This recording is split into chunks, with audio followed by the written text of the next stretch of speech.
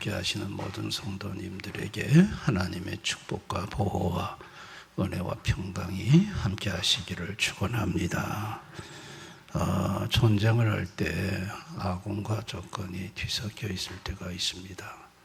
그런데 지상 보병이야 이렇게 눈으로 보니까 구별을 할 수 있지만 전투기 같은 경우에 하늘에서 비행기들이 막 뒤섞여서 지나갈 때는 이 피와 식별이 어렵습니다.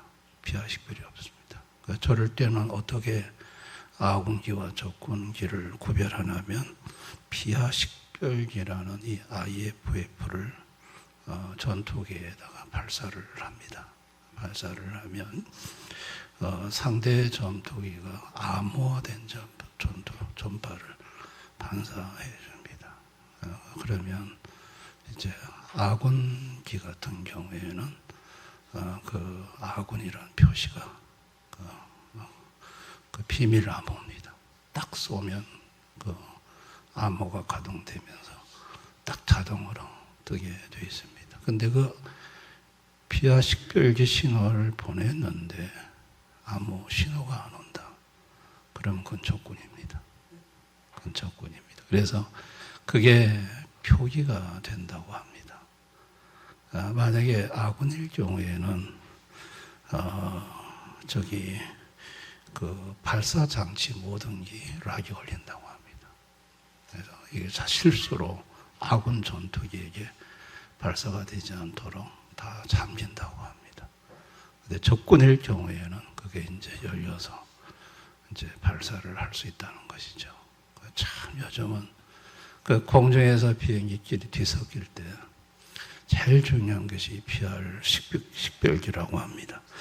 1994년 이란크 상공에서 미군 F-15 전투기가 아군 헬기 블랙호크를 적기로 오인해가지고 격추를 했습니다. 이 블랙호크라는 헬리콥터가 피와 식별기 장치를 가동을 안 했습니다. 그래가지고 F-15 전투기가 신호를 쐈는데 이게 답을 못 줬어요. 그래서 적기다 생각하고 아군 전투기가 격추를 시켜버린 거예요. 여러분, 전투기가 기지로 돌아올 때 방공망 미사일들이 촘촘히 박혀져 있습니다. 근데 그 방공망 미사일을 뚫고 본기지로 들어오기 위해서는 반드시 PR 식별기에 이 신호가 레이더 기지로 정확하게 전송이 되어야 됩니다. 안 그러면 미사일에 벌집처럼 맞을 수가 있습니다. 그래서 이와 같이 PR 식별기가 대단히 중요하다는 것이죠.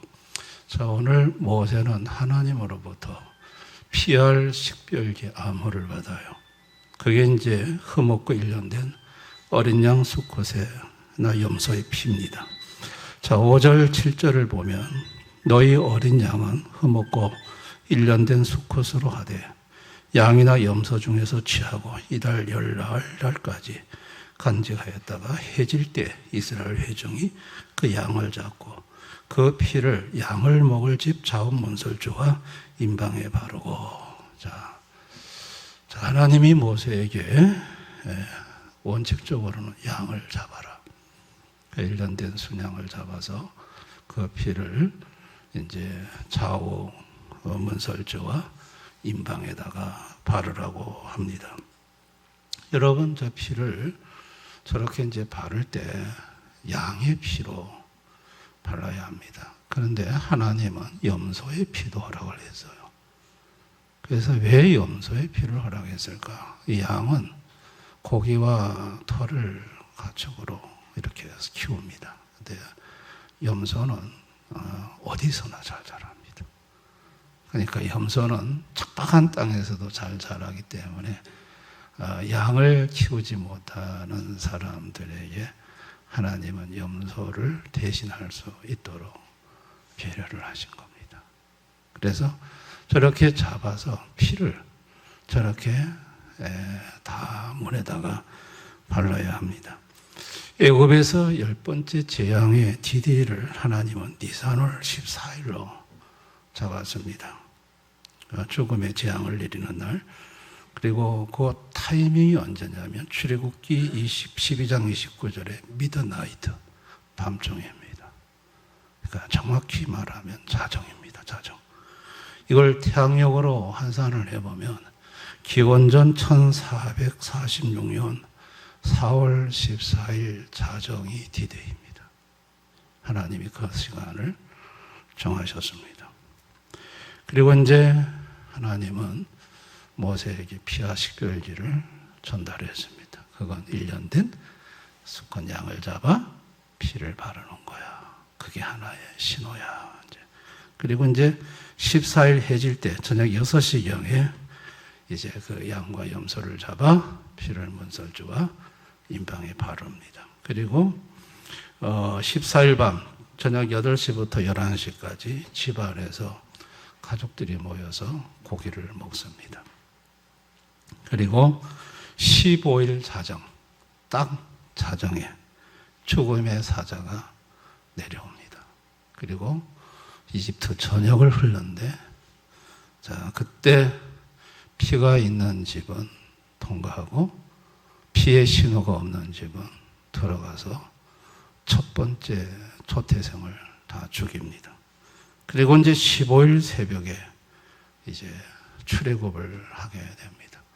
저게 이제 출애굽에 있었던 일정들입니다. 그러니까 참 그 4월 14일 자정, 그 자정에 피의 신호가 있는 가정은 살았고 없는 가정은 죽음을 다 얻어맞았습니다. 여러분, 그날 밤을 지나고 난 다음에 애굽 전역은 통곡바다가 되었습니다. 자, 출애굽기 12장 29절 30절. 밤중에 여호와께서 애굽 땅에서 모든 처음 난 것, 곧 왕위에 앉은 바로의 장자로부터 옥에 갇힌 사람의 장자까지와 가축의 처음 난 것을 다 치심해 그 밤에 바로와 그 모든 신하와 모든 애굽 사람이 일어나고 애굽에 큰 부르짖음이 있었으니 이는 그 나라에 죽임을 당하지 아니한 집이 하나도 없었음이었더라. 하나님의 사자가 그날 밤에 모조리 다쳤습니다. 애굽에서 안 죽은 집이 없습니다. 큰 곡이 일어났습니다. 여러분, 왜 이렇게 죽음의 저주가 내려질까요? 죄 때문입니다. 죄의 삭은 죽음입니다. 죽음은 인류가 아담과 하와의 후손으로 행위 언약을 깬 죄의 결과는 죽음이고, 이 죽음은 모든 인류가 다 얻어맞았습니다. 여러분, 애굽 사람들만 죽는 게 아닙니다. 이스라엘도 동일하게 죽습니다. 딱 한 가지, 피가 있으면 안 죽습니다. 피 때문에 살아납니다. 그래서 12절 13절 우리 한번 다 같이 읽어봅니다. 시작. 내가 그 밤에 애굽 땅에 두루 다니며 사람이나 짐승을 막론하고 애굽 땅에 있는 모든 처음 난 것을 다 치고 애굽의 모든 신을 내가 심판하리라. 나는 여호와라. 내가 애굽 땅을 칠 때 그 피가 너희가 사는 집에 있어서 너희를 위하여 표적이 되리라. 내가 피를 볼 때 너희를 넘어가리니 재앙이 너에게 내려 멀하지 않으라. 피를 볼 때 내가 넘어가겠다.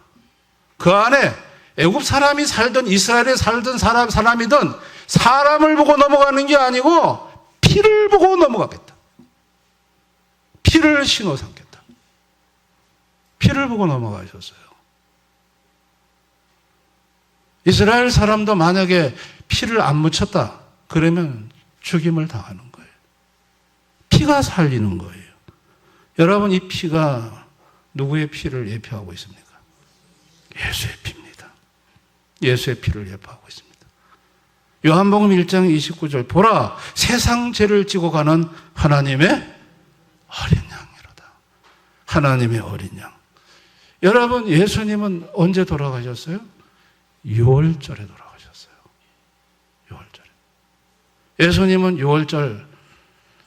6월절 양 도살하기 시작하는 오후 3시, 예수님이 숨을 거둔 타이밍이 오후 3시거든요. 그런데 이스라엘 백성들이 6월절 양 잡는 시간이 오후 3시부터예요. 예수님은 오후 3시에 숨을 거두셨거든요. 철저히 6월절에 이 양은 예수의 피를 예표합니다. 예수의 피. 우리가 섬기는 하나님 어떤 분일까요? 첫째, 심판의 하나님. 반드시 죄의 삭은 사망, 죄값은 죽음으로 묻습니다. 육체, 숨이 끊어짐으로 죽고요. 육체 속에 있는 영혼, 하나님과의 단절, 교제 중단으로, 그리고 영원한 단절, 지옥 가서 영원히 하나님과 단절되는 것. 이걸 뭐라고 하느냐? 심판이라고 합니다. 심판. 하나님은 반드시 심판하시는 하나님입니다. 근데 또 하나님은 구원의 하나님입니다. 구원은 뭡니까? 영절입니다. 단절된 인간이 영절이 되는 거예요. 무엇으로 영절이 될까요? 피로 영절이 됩니다. 피로 영절이 됩니다. 여러분, 피라는 게 뭘 의미할까요? 하나님 아버지의 진노의 누그러뜨림입니다. 하나님이 엄청나게 진노하셨는데 그 피를 보는 순간 진노가 누그러지는 거예요. 누그러지면서 하나님과 단절된 그 영혼을 하나님이 자신의 자녀로 받아주는 거예요. 그걸 영절이라고 해요. 아멘.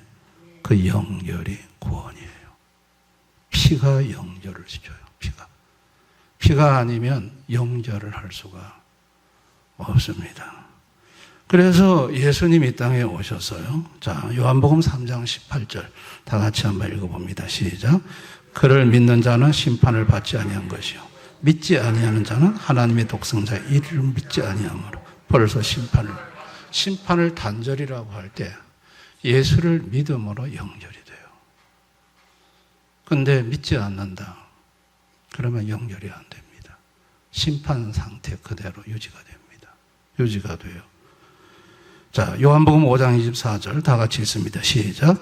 내가 진실로 너에게 이르노니 내 말을 듣고 또 나 보내신 이를 믿는 자는 영생을 얻었고 심판에 이르지 않은 사망에서 생명으로 옮겼느니라. 자, 사망에서 생명으로 옮겨지는 것. 사망은 단절, 생명은 영절이에요. 하나님과 영절. 단절에서 영절로 옮겨지는 것은 피입니다. 예수의 피로 영결이 됩니다. 근데 예수의 피가 아니고 율법을 좀 많이 지켜가지고 의로운 행위로 하나님과 연결을 시도하려고 했던 것이 당시 바리새인들이었습니다. 그거는 연결이 되지 않습니다. 그러려고 하면 율법 전체를 다 지켜야 합니다. 그런데 예수님이 오셔가지고 마음으로 범하는 율법도 실제 율법을 범하는 거라면서 지나간 여인을 보고 간음의 마음을 품었을 때 실제 간음죄와 동일하다고 언급을 하셨습니다. 불가능하다는 얘기예요. 그러니까 하나님의 계명을 지키는 자기 의의를 가지고는 하나님과의 연결이 아예 불가능하다는 거예요. 그거는 가능하지가 않다는 거예요. 그런데 여러분, 예수님 십자가 우편의 강도는 죽는 순간에 예수님을 믿었고 즉시 예수님과 연결이 되어서 오늘 네가 나와 함께 낙원에 있으리라 말씀을 하셨습니다. 여러분, 예수의 피로 연결이 되는 것입니다. 아멘. 전도라는 게 뭘까요? 전도라는 것은 피와 식별기 신호를 가르쳐 주는 거예요. 피와 식별기 신호는 예수의 피입니다. 예수의 피를 가르쳐 주는 거예요. 그리고 예수의 피를 그 사람이 갖고 있게 하는 거예요. 아멘. 그럴 때 그 사람은 심판받지 아니하고 그 사람은 예수의 피로 말미암아서 다시 하나님과 연결이 되고 그 사람은 영원한 죽음에서 건짐을 받을 수 있는 것입니다. 그러니까 하나님 아버지가 하신 일은요, 다른 거로 하지 않았어요. 피로 했어요. 피. 하나님과 죄로 단절된 인생들에게 하나님과 연결시키는 방법은 딱 하나, 아들 예수를 보내서 그 피로 영절하도록 그렇게 만들어 주셨어요. 여러분, 이것이 하나님 아버지의 자비하심인 줄을 믿습니다. 자, 이 보혈의 피를 상징하는 이 수컷 1년 된 양의 피가 문설주 일방에 묻힌 이스라엘은 죽지 않고 살고 애굽의 사람들은 다 통곡의 바다가 됐습니다. 자, 출애굽기 12장 12절을 보시면 애굽의 모든 신을 내가 심판하리라. 나는 여호와라 그랬어요. 애굽의 모든 신을 심판하겠다. 바로 황제가 자기가 태양신 라의 아들이라고 했거든요. 그래서 자기는 생명을 지킬 수 있다고 했어요. 그런데 하나님이 보기 좋게 바로의 아들도 죽여버렸어요. 자기 아들의 생명도 지키지 못하는 허구의 신이라는 것을 바로로 하고 하나님이 보이게 하셨고, 또 이 바로 말고도 애굽엔 신이 많았어요. 오시리스라는 신은 죽은 자를 심판하고 생명을 보호한다는 신이에요. 이것도 무용지물이 됐고, 또 마법의 힘으로 생명을 보호하고 아이들을 돌본다는 어머니의 신 이시스라는 신이 있는데, 이것도 애굽 전역이 다 죽어 넘어갈 때 화상이라는 것이 입증이 되었습니다. 근데 그 1년 된 수컷의 양의 피를 인방과 문술주에 묻힌 이스라엘 백성이 받은 복은 5가지입니다. 첫째가 생명의 축복입니다. 피가 있는 집은 죽음이 없었어요. 죽음을 피해갔어요. 다 살았습니다. 생명의 복을 받았고, 둘째가 자유의 복입니다. 그 다음날 애굽으로부터 노예 해방을 얻어서 이제 애굽의 통치로부터 자유를 얻게 되는 것입니다. 세 번째가 경제적인 축복이에요. 노예 생활을 통해서 받지를 못했던 임금 체불을 나올 때 한 번에 전부 다 보물을 받아가지고 챙겨서 나옵니다. 그러니까 경제적인 축복. 그 다음에 네 번째가 정체성의 축복이에요. 출애굽기 12장 41절에 보면 여호와의 군대가 다 애굽 땅에서 나왔은즉, 그전에는 노예였지만 이제는 하나님의 군대가 되는 이 정체성의 변화가 오게 됩니다. 그리고 다섯째가 인도함의 축복입니다.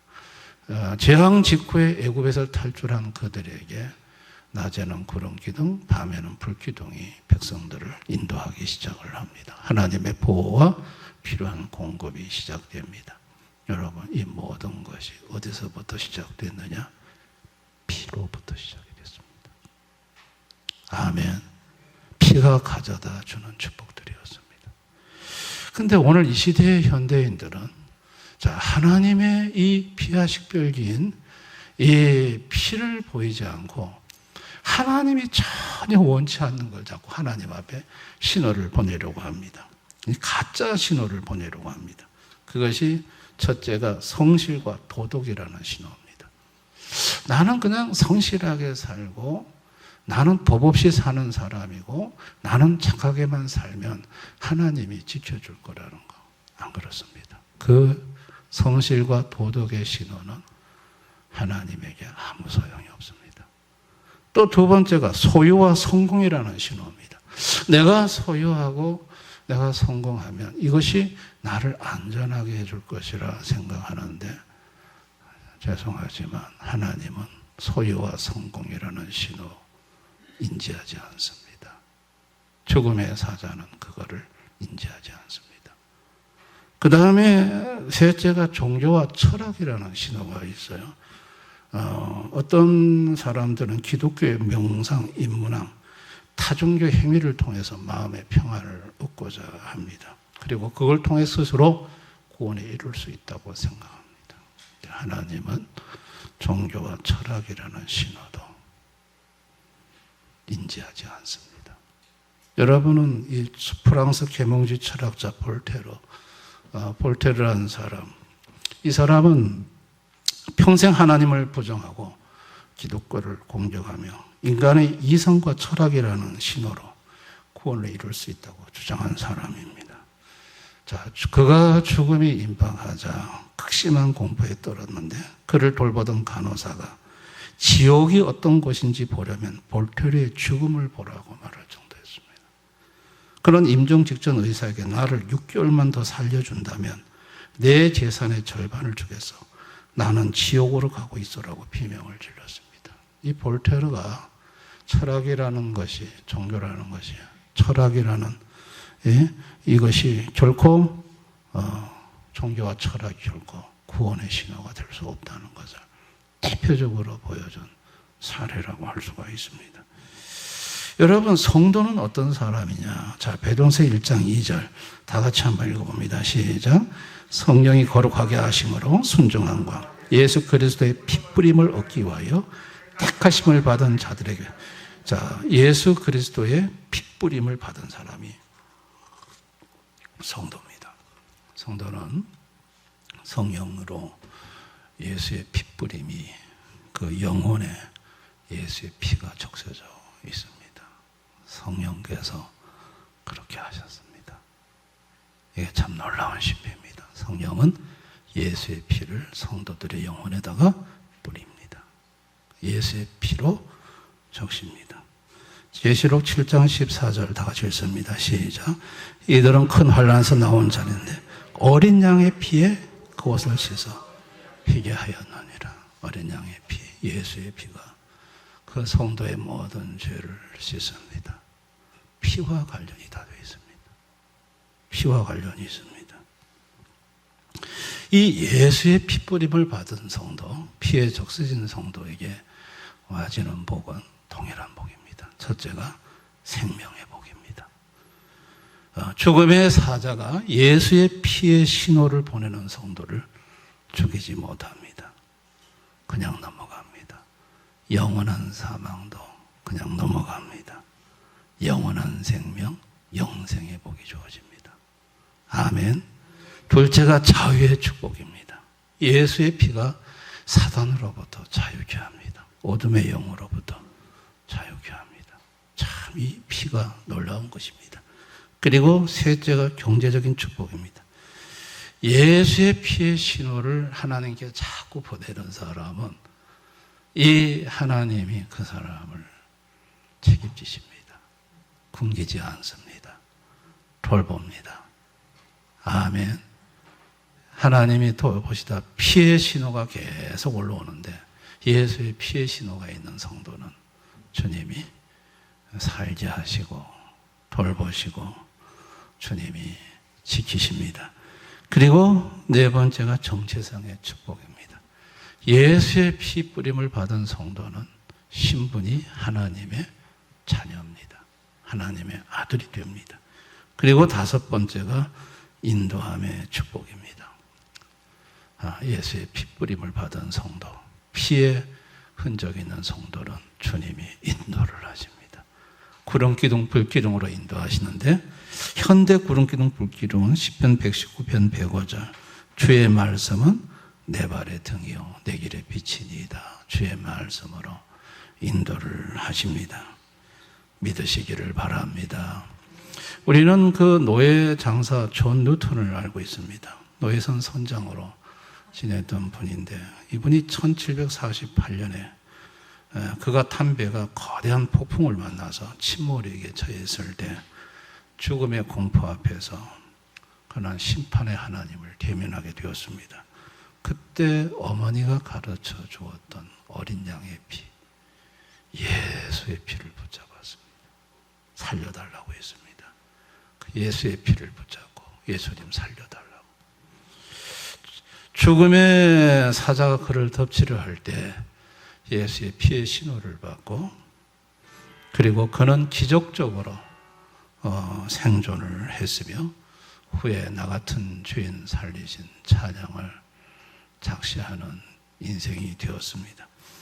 여러분, 존 패턴이라는 선교사님, 남태평양 뉴 헤브리티스 제도의 식인종들에게 복음을 전했던 존 패턴이라는 선교사님이 있습니다. 그 어느 날 밤에 수많은 원주민들이, 그 식인종들이 이 존 패턴 선교사님 집으로 공격해 왔습니다. 잡아먹으러 온 겁니다. 잡아먹으러.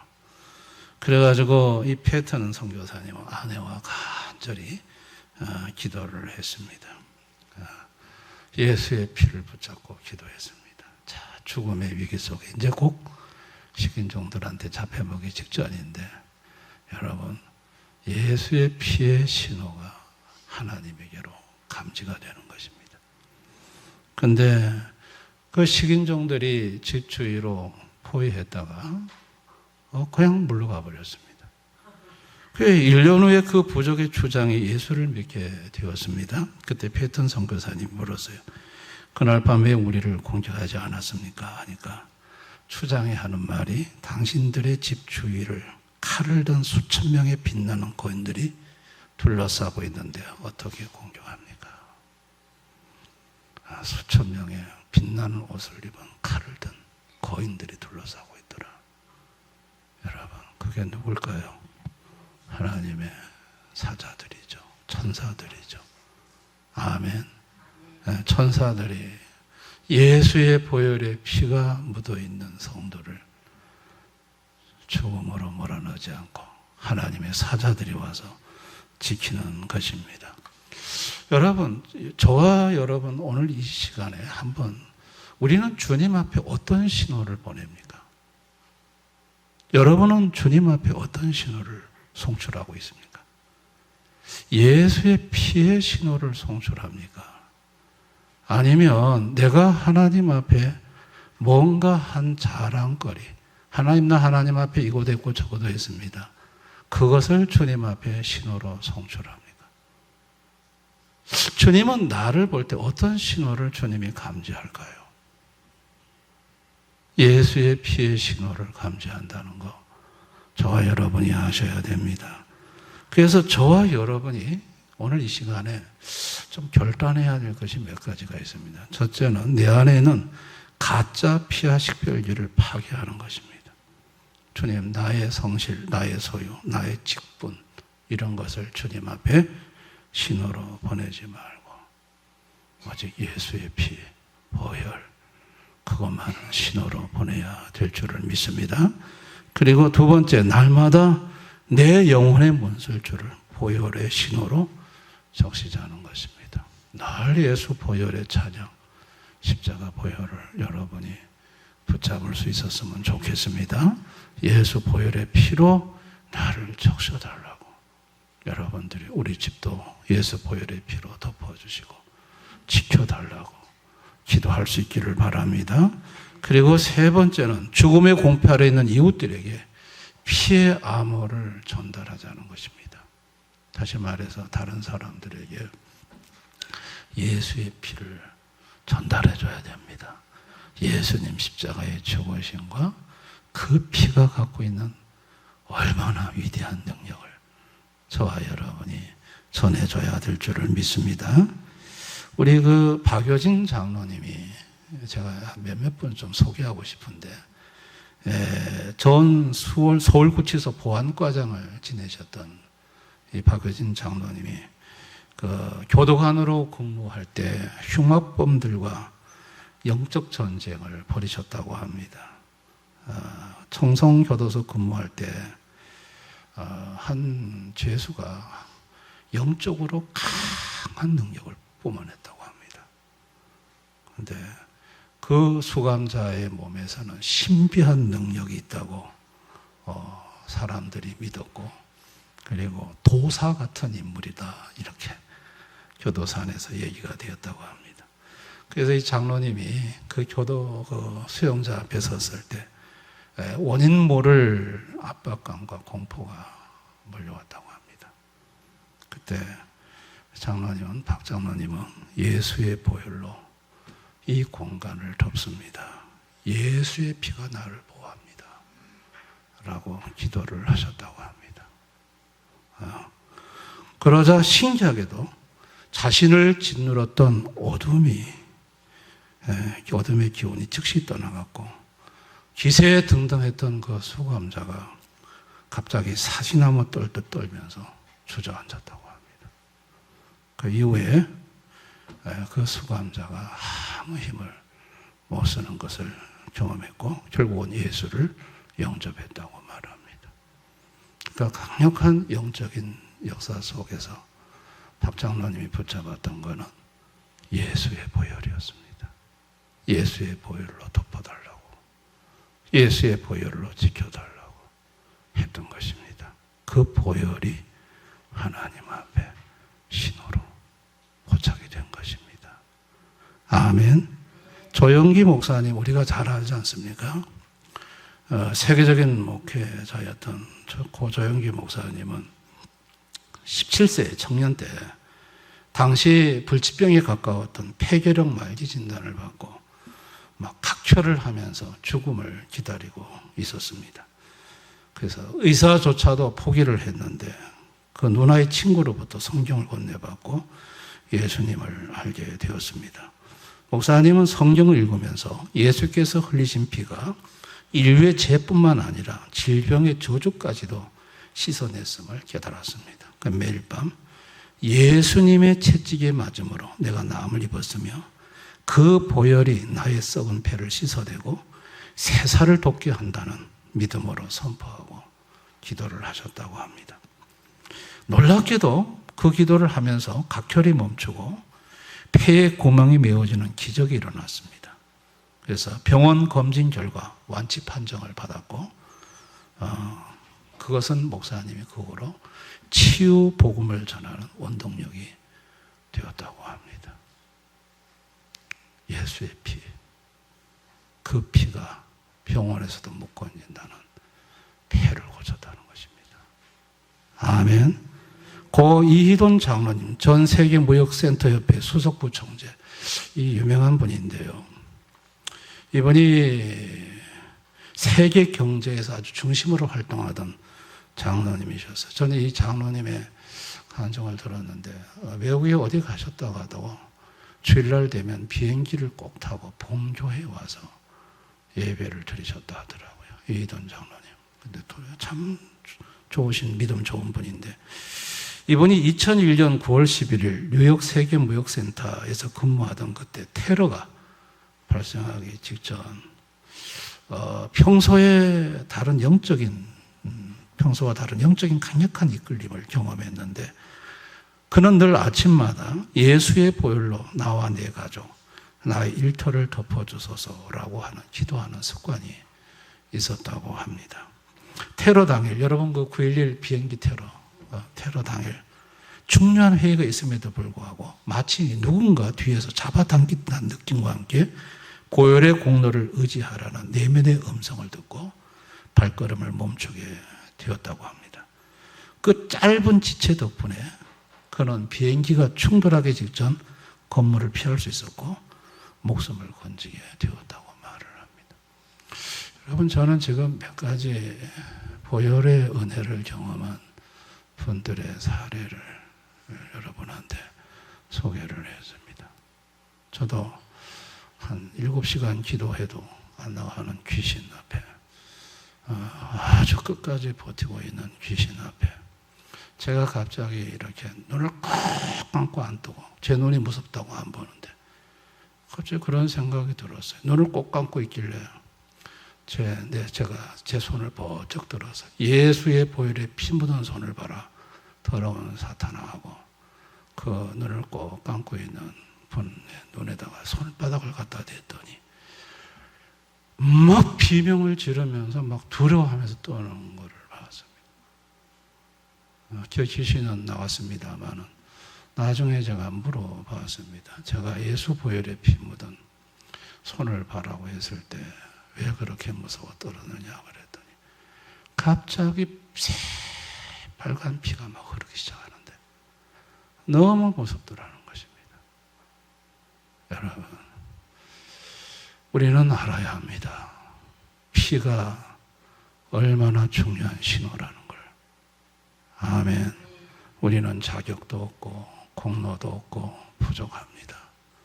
우리는 주님 앞에 뭘 받을 만한 자격이 없습니다. 그렇지만 우리에게는 예수님의 피가 있습니다. 보혈이 있습니다. 나는 자격이 없지만 예수 보혈을 붙들고 피를 붙들고 주님 이 피로 내 죄를 씻어주시고 이 피로 내 병을 씻어주시고 이 피로 어둠의 세력을 몰아내주시고 이 피로 나와 내 가족을 덮어서 지켜달라고 기도할 수 있습니다. 아멘. 하나님은 이 피와 식별기를 피로 식별을 한다는 걸 여러분 꼭 기억할 수 있기를 바랍니다. 저는 우리 대연의 모든 성도님들이 예수 보혈의 피를 꼭 붙들고 기도하고 예수 피를 전해서 다른 사람도 이 피를 붙들고 살아가는 복된 인생이 될 수 있도록 여러분 주변에 불신 가족들이나 호흡의 영의 역사를 받는 분들에게 예수 피를 꼭 전해주시기를 주님의 이름으로 축원드립니다. 오늘 이 말씀을 생각하면서 우리 한번 기도합시다. 주님은 우리에게 예수의 피를 주셨습니다. 어린 양의 피, 1년 된 흠없는 어린 양의 피가 문설주와 임방에 발라졌을 때 죽음의 사자가 그냥 넘어갔습니다. 그 피는 예수의 피를 상징합니다. 성령은 예수의 피로 우리 영혼을 적십니다. 우리가 예수의 피 묻힘을 받았을 때 하나님의 자녀가 됩니다. 우리가 어떤 어려운 순간에 죽음 앞에 놓여 있을지라도 예수 피를 붙잡고 주님의 보혈을 붙잡고 기도하면 그 주님으로부터 우리에게 놀라운 생명의 역사와 자유의 역사와 인도하심의 보호하심의 역사가 시작이 됩니다. 우리에게 하나님 앞에 보일 수 있는 신호가 예수의 피의 신호라는 것을, 다른 신호를 주님 앞에 자꾸 쏘아 보이려고 하지 말고 예수 보혈의 신호를 주님 앞에 우리가 보여드리는 그런 저와 여러분이 되었으면 좋겠습니다. 오늘 이 말씀을 생각하면서 우리 한번 통성으로 기도하겠습니다. 아버지 하나님,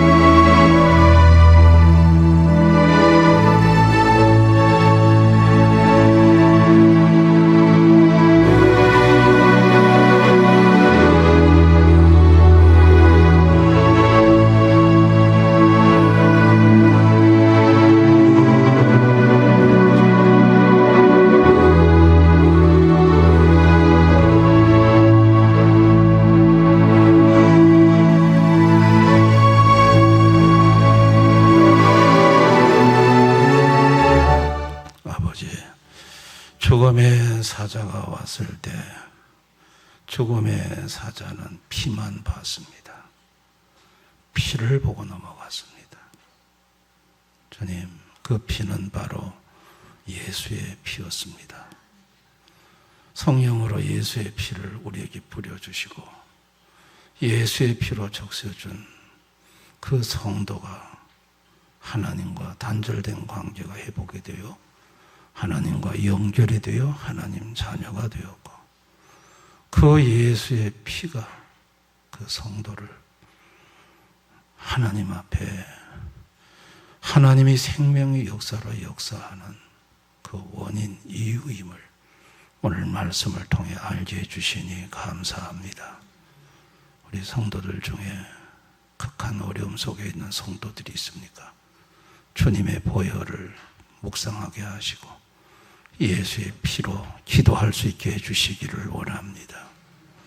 예수의 피는 그냥 관념적인 지식적인 게 아니라 실제 우리 삶의 능력으로 나타난다는 것을 알게 해 주옵시고, 이것을 실제 우리 앞서 여러분들이 경험한 그 놀라운 주의 은혜와 능력을, 예수의 보혈의 능력을 경험할 수 있게 해주시기를 원합니다. 우리 대연의 모든 성도들 예수 보혈의 피로 덮어주시기를 원합니다. 원수마귀 악한 영으로부터 지켜주시기를 원합니다. 우리 성도들 가정을, 자녀들을, 이 대현교회를 예수 보혈의 피로 덮어 주시옵소서. 지켜 주시옵소서. 몸이 아픈 성도들 예수 보혈의 피로 그 병을 치료해 주시기 원합니다. 주님, 보혈의 피를 보시고 그 아픈 분에게 역사하셔서 병을 만져 주시옵소서. 자신의 공로가 아니라 예수 피의 공로로 고쳐 주시옵소서. 감사드리옵고 예수님 이름으로 기도드리옵나이다. 아멘.